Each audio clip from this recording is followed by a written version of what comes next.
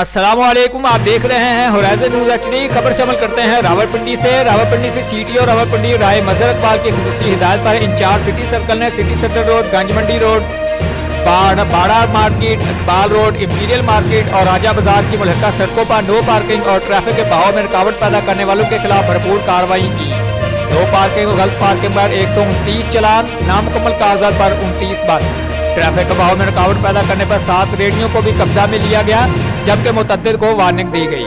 City और राय मजहर इकबाल की तरफ से इंचार्ज ट्रैफिक सिटी सेक्टर को भरपूर कार्रवाई करने पर शाबाश। राजा बाजार और इसके गिरदरवा में ट्रैफिक की रवानी को बरकरार रखने के लिए तमाम वसाइल को बरोएकार लाया जाए।